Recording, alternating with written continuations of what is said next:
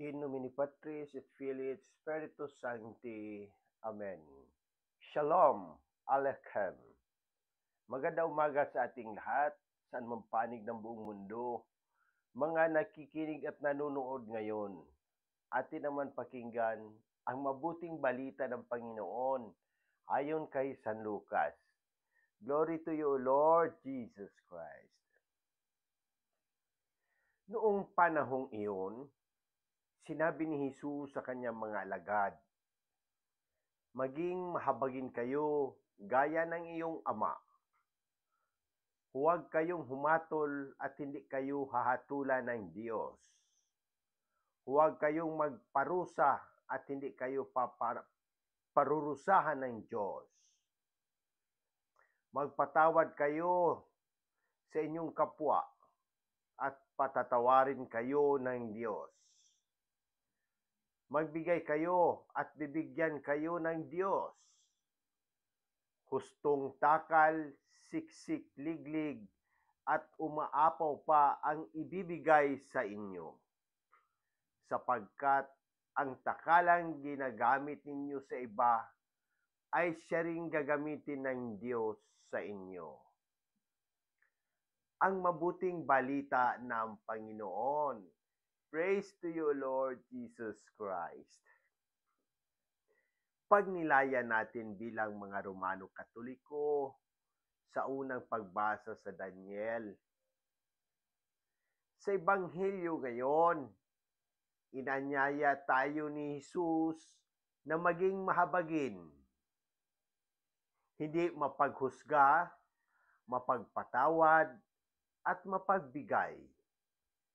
Ito ay isang hamon upang maging tulad ng Diyos, Ama, sa ating pakikitungo sa iba. Sa panahon ng Kwaresma, tinatawag tayo na suriin ang ating sarili at tularan ang habag ng Diyos sa ating pang-araw-araw na buhay. Sa unang pagbasa mula sa aklat ni Propeta Daniel, ipinakita ang isang taimtim na panalangin ng pagsisisi. Inaamin ni Daniel ang pagkakasala ng bayan laban sa Diyos at humihingi ng awa at kapatawaran. Ito ay isang paalala sa atin na sa Kwaresma, tayo ay tinatawag sa tunay na pagsisisi at pagbabalik loob sa Panginoon.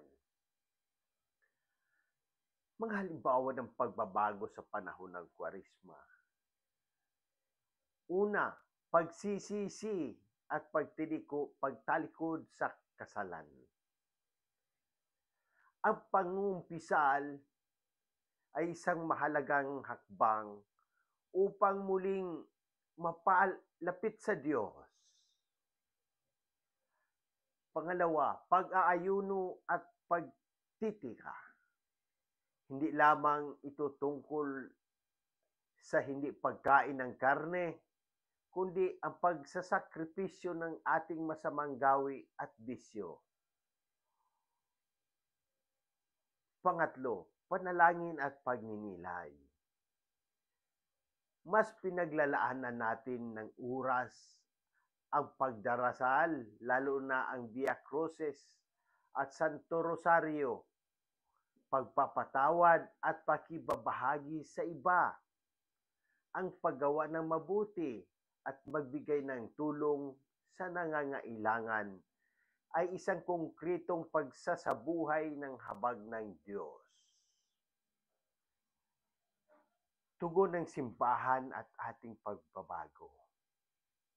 Ang ating simbahan ay patuloy na nagpapaalala sa atin ng halaga ng pagbabalik loob sa Diyos sa pamamagitan ng mga rekoleksyon, misang pangkumpisal at iba pang gawain ng Kwaresma.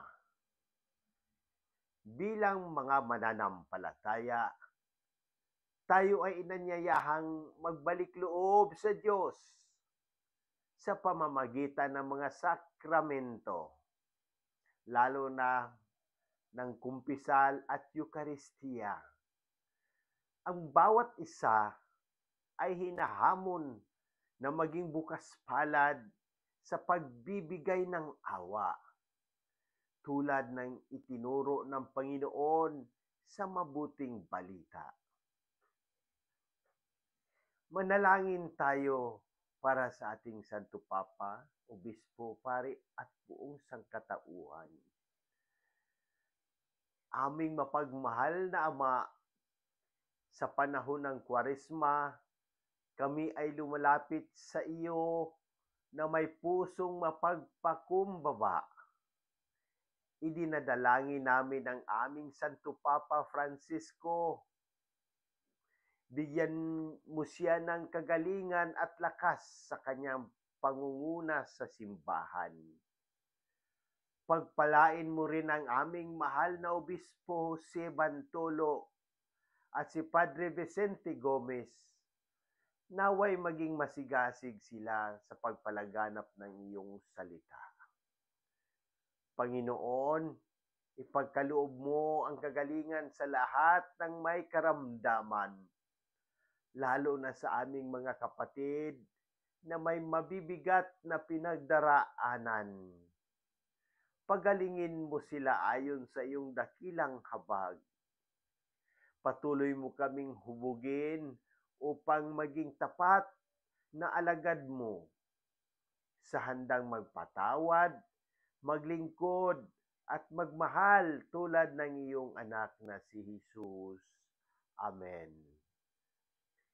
Sa muli, hinihikayat ko ang lahat, Katoliko man o hindi, na magtanong at pagnilayan ang mensahe ng Ebanghilyong ito. Kung may mga katanungan kayo tungkol sa pananampalataya, ang ating simbahan o anumang aspeto ng ating buhay, bukas ang aking puso na sagutin ang mga ito. Sama-sama natin pagnilayan at pahalagahan ang habag at pag-ibig ng Diyos na ipinapayag ni Jesus sa Ebanghilyong ito. Sa pamamagitan ng ating mga gawain at salita, naway maging daluyan tayo ng habag at pagmamahal ng Diyos sa lahat ng tao. Amen. Happy St. Patrick Day! God bless! In nomine Patri et Filii et Spiritus Sancti. Amen.